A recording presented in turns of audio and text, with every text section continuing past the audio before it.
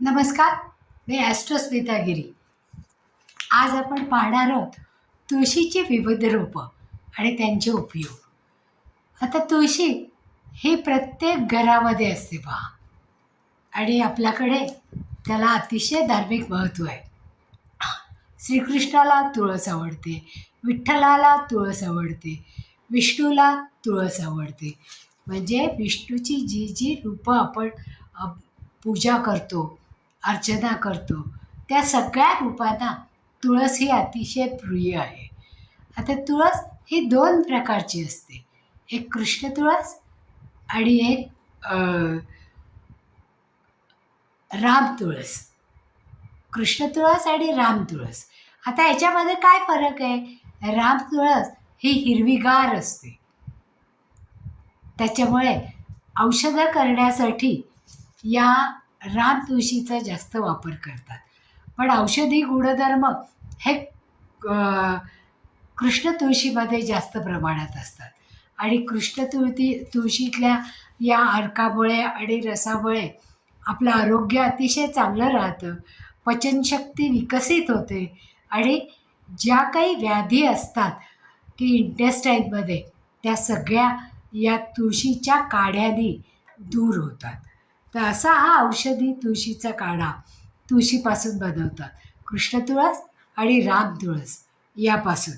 आता तुम्ही राम तुळस बघितलेली आहे, ती पूर्ण हिरवीगार असते, आणि कृष्ण तुळस ह्याच्यावर पानं ही बैंगनी असतात आणि थोडा डार्क रंग असतो, कृष्णासारखा सावळा रंग, त्याच्यामध्ये जी डार्क शेड येते त्याप्रमाणे ही कृष्ण तुळस असते.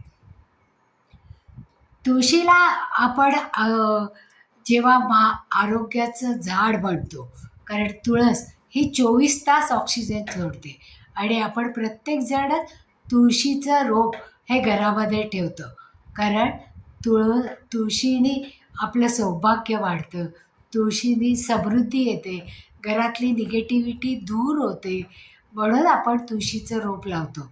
मग ते उत्तरेकडे ठेवतो, ईशान्येकडे ठेवतो किंवा पूर्वेकडे ठेवतो, कारण त्याला उन्हाची आवश्यकता असते, त्यामुळे ते भरभरून वाढतं आणि त्या तुळशीच्या रोपाची सर्व अंगाने वाढ होते. ज्यावेळेस तुळस अत्यंत बहरते, उन्हाळ्यातसुद्धा तुळस जेव्हा हिरवीगार आणि चहूबाजूने फुललेली असते, त्यावेळेस आपल्या घरामधली एनर्जी ही पूर्ण पॉझिटिव्ह असते, आणि त्या पॉझिटिव्ह एनर्जीमुळे आपली एनर्जी वाढते आणि आपण जास्तीत जास्त काम करायला उद्युक्त होतो, आणि त्याच्यामुळे धन जास्त प्रमाणामध्ये येतं. आता तुळशीसाठी जर आपण 2 उपाय केले तर आपल्या सगळ्या मनोकामना या पूर्ण होतात पहा. सोमवारी सकाळी अंघोळ झाल्यानंतर तुळशीच्या झाडाजवळ जाऊन आपण एका तांब्याच्या लोट्यामध्ये पाणी घेऊन तुळशीच्या झाडाजवळ जाऊन 11 वेळा ओम नमो भगवते वासुदेवाय नमः हा जप करून, मग जर त्या तांब्याच्या लोट्यातलं पाणी आपण तुळशीला चढवलं आणि त्यावेळेस मनामध्ये एकच इच्छा धरायची, जी आपल्याला तीव्रतेने पूर्ण व्हावी असं वाटत असेल, ती इच्छा पूर्ण होते, आणि तुळस आपल्याला भरभरून पॉझिटिव्ह एनर्जी देते. त्याचप्रमाणे हळदीच्या कुंडीमध्ये, तुळशीच्या कुंडीमध्ये जर आपण हळद आणि तांदूळ अर्पण केले तर आपल्या घरामध्ये सुख समृद्धी, आरोग्य हे वास करतं, आणि घरातली निगेटिव्ह एनर्जी बाहेर काढून पॉझिटिव्ह एनर्जी जास्तीत जास्त आपल्यापर्यंत पोचवतं. आता आपण रोजच घरामध्ये पूजा करतो आणि पूजेचं पाणी तुळशीच्या रोपाला वाहतो, त्याच्यामुळे ही तुळस कधीकधी बुरशी लागण्याची शक्यता असते, मग ती जास्त कोमेजून जाते. अशा वेळेत आपण ज्या वेळेस देवाच्या पूजेचं पाणी तुळशीमध्ये घालतो, त्यावेळेस थोडंसंच पाणी त्या तुळशीच्या रोपात घालायचं, आणि बाकीची पाणी हे इतर झाडांमध्ये जर घातलं तर त्याचा जास्त उपयोग होतो. मग तुळशीच्या झाडाला फंगस लागत नाही, कारण तुळशीच्या झाडाखाली हिरवट थर जमा होतो पहा, किंवा पांढरा थर जमा होतो, की ज्याच्यामुळे ही तुळस सुकायला लागते, तिची पानं पिवळी होतात, मग पिवळी झालेली पानं गळून जातात.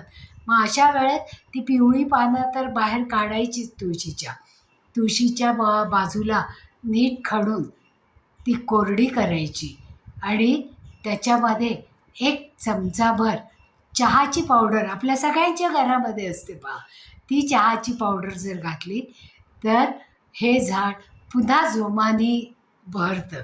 म्हणजे त्याला लागलेले फंगस कि किंवा बुरशी ही कमी होते आणि ते झाड पुन्हा जोम धरतं.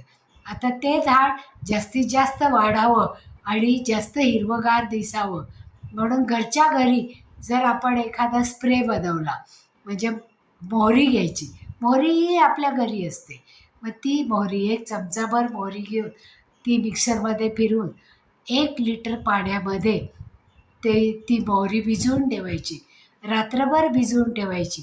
दुसऱ्या दिवशी सकाळी ती एका स्प्रे बॉटलमध्ये भरून अर्धं पाणी आणि अर्धं हे जे मिश्रण आपण केलेलं आहे ते मिश्रण ते जर तुळशीच्या झाडाभोवती घातलं तर ती तुळस जास्त जोमाने आणि चांगली वाढते आणि मग तिची जी निगेटिव्हिटी ॲब्सॉर्ब करण्याची ताकद आहे ती जास्तीत जास्त वाढते आणि ती आपल्या घरामधली निगेटिव्हिटी बाहेर काढून पॉझिटिव्हिटी आपल्या घरामध्ये पसरवतात, ज्याच्यामुळे ते तुळशीचं झाड बहरलं की तेवढी धनसमृद्धी आपल्या घरामध्ये येते, तेवढ्या ऑपॉर्च्युनिटीज येतात.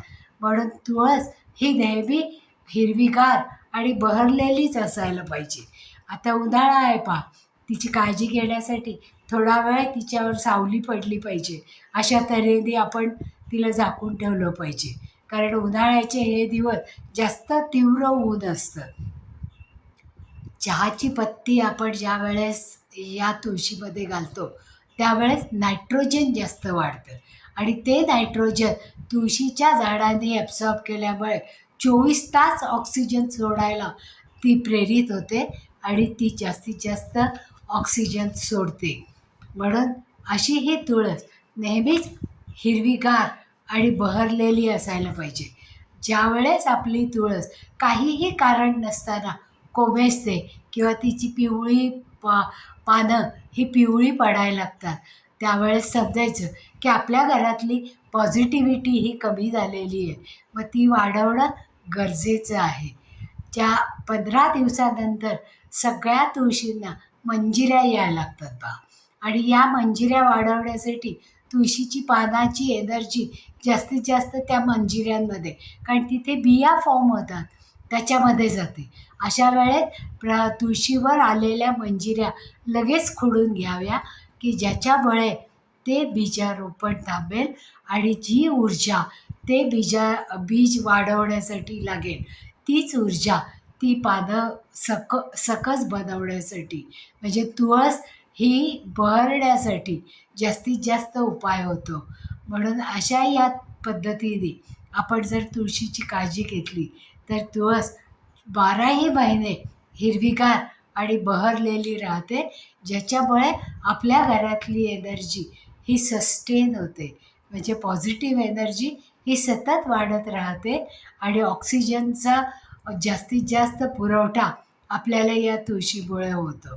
तर जसं धार्मिक झाड आहे ज्याच्यामुळे आपलं सौभाग्य बहरतं असं आपण म्हणतो, ते सौभाग्य आपल्या आरोग्याद्वारे आपल्या आयुष्यामध्ये दिसून येतं.